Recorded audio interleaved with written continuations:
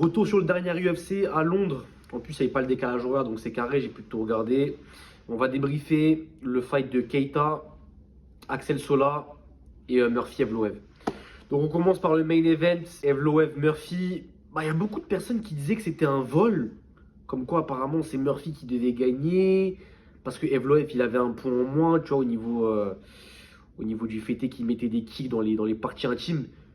Les gars, moi je vous mens pas. Dans ma visualisation du combat sur les 5 rounds, à part le premier où je le donne clairement à Murphy, et le milieu deuxième où je le donne à Murphy, les gars, sur les 3 derniers rounds, je vois une domination d'Evloev. En fait, dans le combat, je vois Murphy qui est chassé et Evloev qui est le chasseur. Moi, c'est comme ça que j'ai senti l'atmosphère du combat. Alors oui, c'est vrai que si on parle en termes de striking, de points, c'est vrai que Murphy il touchait plus. Avec son jab, avec ses kicks, il était plus actif. Mais les gars, Evloev, il était plus dominant. Je vois Tyler Lapillus et Antoine se plaindre, dire ouais, c'est un vol, je comprends plus rien. Moi, les gars, je suis pas. À mes yeux, c'est pas le vol du siècle. T'as vu? C'est pas le vol ultime. Voilà, c'est peut-être pour certaines personnes qui avaient fait les calculs, les comptes, ils voyaient Murphy devant. Mais pour moi, à mes yeux, Evloev, il était meilleur. Il était meilleur. Et en plus, Murphy, à la fin, il a gaz out. Il était cuit, Murphy. Murphy, il avait pas le cardio, il était mort. Evloev, par contre, il est bon.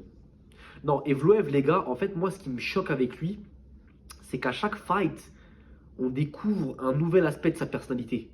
Tu vois, là, contre Murphy, je me suis dit quoi? Je me suis dit, c'est un mec avec des bonnes défenses de lutte, c'est un mec qui est vif, qui est rapide sur ses appuis. Je me suis dit, Evloev, qu'est-ce qu'il va proposer, tu vois?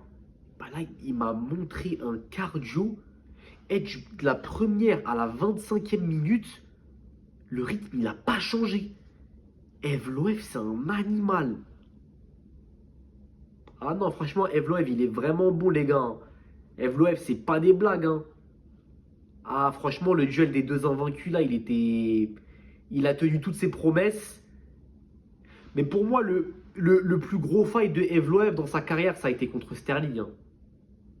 Si vous regardez un peu la physionomie du combat Evloev-Sterling, c'est vraiment le seul fight que Evloev, il était peut-être à ça de perdre.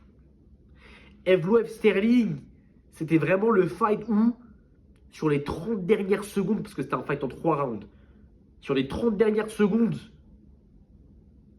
Sterling, il a fait une erreur. Il aurait jamais dû lâcher le body lock. Ça a permis à Evloev de rouler, bref. Il a sécurisé la victoire. En tout cas, Evloev Murphy, franchement, pour moi, combat à sens unique. Murphy, il a fait ce qu'il avait à faire sur les quelques premiers rounds, mais ça a vite tourné dans la faveur de Evloev. Donc, Leon Murphy, Evloev vainqueur. Evloev qui sécurise pour moi son title shot contre Volkanovski. Là, ça va être qu'une question de mois avant que Volka il donne le feu vert pour aller affronter Evloev. Donc ouais, moi après, Evloev, Volka. Bon, à chaque fois, on répète la même chose. À chaque fois, on dit, ouais, est-ce que là, cette fois-ci, il sera au niveau? Et Evloev, il nous choque. Mais franchement, contre Volkanovski, les gars, la lutte, c'est mort. Volka, tu peux pas l'amener au sol. À moins d'être un islam, de faire 30 kilos de plus et d'être beaucoup plus expérimenté, Volka, tu peux pas l'amener au sol. Ses défenses de lutte, elles sont trop carrées. Les gars, allez regarder le premier fight, Volkanovski contre Islam. Islam, il n'arrivait même pas à l'amener au sol, Volkanovski. Il l'a amené au sol peut-être 1 ou 2 fois. 2 ou 3 fois, max. C'est pas Evloev qui va la ramener au sol, les gars. Avec tout le respect qu'on a pour Evloev. Là, ce qui va se passer, c'est que Evloev, il va falloir qu'il compte sur son striking. Mais même en striking, Volka, c'est trop.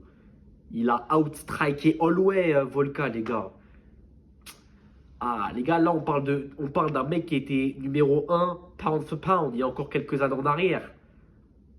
Donc moi, les gars, franchement, si tout se passe comme prévu et qu'il n'y a pas un chaos venu d'ailleurs, ah, je suis obligé de mettre à l'expérience, à la défense de lutte et au striking, je suis obligé de mettre Volkanovski, les gars, contre Evloev. Donc deuxième combat, les gars, le combat de malade. Hey, Axel Sola contre Mason, l'anglais, c'était un combat de ouf. Un combat de zinzin. Waouh. Ah non. Non, l'UFC, c'est vraiment autre chose, hein. En fait, il n'y a que à l'UFC que tu vois ça. Des mecs qui sont même pas classés, des mecs qui sont même pas dans le top 15. C'est des monstres. Waouh, hey, Mason, il a un cœur. Mason, il a une passion. Je pense pas qu'un jour ce mec-là, il sera champion, hein. Bon, voilà. Mais je vous jure que ce mec-là, il m'a impressionné. Mason, je vous jure, il m'a impressionné. Il s'est pris un down dans les premières secondes du combat. Il n'était pas favori. Non, franchement. Non, Mason, franchement.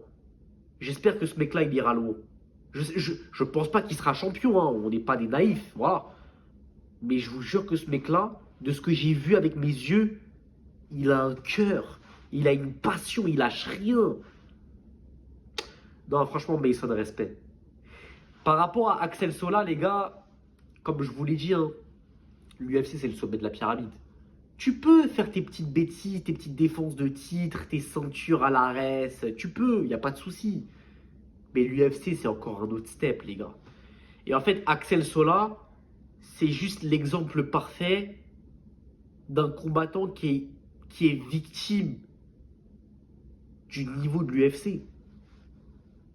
Axel Sola, c'est un mec, il est victime du niveau de l'UFC. Les gars, l'UFC, c'est un autre monde. C'est-à-dire, quand tu es champion à l'ARES, à l'Octagone, on reviendra sur Lawson Keita après, mais quand tu es champion de l'ARES, de l'Octagone, Hexagone MMA, Cage Warrior, c'est bien, hein, c'est une bonne chose. Mais la réalité, c'est autre chose. Quand tu arrives à l'UFC, c'est là où tu te rends compte de tes yeux que non. Les gars, Axel Sola, deuxième fight. C'est pas comme si on parlait du 5e, du 10e. Les gars, deuxième fight, Axel Sola. Le petit, il n'a même pas eu le temps d'arriver, d'avoir des sensations. Deuxième fight. Il s'est fait tuer. Il s'est fait tuer. Pour moi, Sola, mentalement, physiquement, surtout physiquement en termes de cardio, à la fin, il s'est fait pilonner. Tactiquement, émotionnellement, pour moi, Axel Sola, ce combat-là, il s'est fait humilier. À part le down qu'il inflige à Mason dans les premières secondes, pour moi, Mason, dans la hargne, dans la violence, dans la testo, pour moi, Mason, il a castré Sola. Hein. Il l'a castré. Et j'ai pas envie de faire du trash talk ou de taquiner. Mais tu vois, Sola, c'est bien beau de faire des stages au Daghestan, c'est bien beau de... En fait, dans le MMA, c'est exactement ce qu'il disait Youssef Bouganem. Tu peux faire ce que tu veux, tous les camps d'entraînement, tu peux payer des centaines de millions pour apprendre auprès des meilleurs coachs. En fait, dans la cage, si t'as pas le cœur, tu vas jamais gagner. Et moi, j'ai vu de mes yeux, c'était quoi la limite d'Ossola? La limite d'Ossola, c'est que mentalement, au niveau de la haine, du côté animal, Sola, c'est pas un animal. Sola, c'est une bonne personne. Sauf que quand tu fais du MMA, surtout à l'UFC, tu peux pas être une bonne personne. Les gars, vous avez vu Mason? Il était là pour faire du sale. Le mec, si tu l'éteins pas, il va t'éteindre. Donc franchement, pour moi, Fight of the Night, Axel Sola contre Mason, c'était incroyable. Waouh! L'intensité, elle était monstre. C'était dingue. Les gars, Sola, en 3 rounds, il avait même plus de cardio. Imaginez en 5 rounds. Contre un mec ranké, contre un mec classé. Non, Sola, il faut qu'il bosse. Je pense qu'il aurait fallu qu'il reste plus longtemps à l'ARES. Ça n'a pas été une bonne idée pour moi d'aller à l'UFC. Et sans plus attendre, on passe au dernier combat, les gars. Lawson Keita contre un Anglais. Là, je me souviens plus de son nom. Franchement, gênant. Je vous mens pas que Keita. Bon, on me disait, ouais, l'un des meilleurs featherweight de sa génération. Il est jeune. En plus, il a fait de la prison. C'est un bandit et tout. Il a un striking de malade. Je regardais un peu des extraits, t'as vu à l'Octagone. Ouais, champion feather, il gagne le tournoi à 1 million. C'est pas mal, tu vois. Mais les gars, l'UFC, c'est autre chose. En fait, l'UFC, les gars, l'UFC, c'est un autre monde. Toutes tes petites bêtises là que tu faisais dans tes petites orgas, Ares, Octagone, Hexagone, Cage Warrior, quand tu arrives à l'UFC, tout ça, ça s'annule. Les gars, pour moi, Keita, il est surcoté. Hein. Alors, au début, je me disais quoi? Je me disais sur les 30 premières secondes, il faut qu'il rentre dans le fight, c'est normal. Bon, premier round, il a rien proposé. Mais je me suis dit, vas-y, tranquille. On va voir le deuxième. Deuxième, pareil. Troisième, pareil. De la merde, en fait. En réalité, c'est... Keita, on en revient exactement à Axel Sola. C'est des mecs tactiques, c'est des mecs académiques. Ils ont pas cette hargne. Tu vois, Saladin, c'est un animal. Tu vois, Imavov, c'est un animal. Tu vois, ça, c'est des combattants français. Tu sais que, non, Tyler Lapillus, il a ce côté animal. Manon Fiorot aussi, c'est une animal. Benoît Saint-Denis, c'est un animal. Tu vois, ça, c'est des combattants français. Tu sais que, non, de la première à la 25e minute en 5 rounds, ou alors de la première à la 15e minute en 3 rounds, ils vont tout donner. Les gars, Axel Sola, Keita, bon, on me les a vendus comme étant la relève des feathers, la relève des lightweight. Non, les gars, c'est des petits, ils sont jeunes, moins de 30 ans, faut qu'ils bossent. Faut qu'ils bossent. Ils ont trop de lacunes dans leur jeu. Clairement, clairement, ils ont trop de lacunes dans leur jeu. Ils sont pas prêts pour le haut niveau. Les gars, vous imaginez contre des mecs même pas classés, ils perdent. Imaginez contre des mecs du top 15. Imaginez contre des mecs du top 10. Non, les gars, ce serait les envoyer à l'abattoir. Là, ils sont jeunes.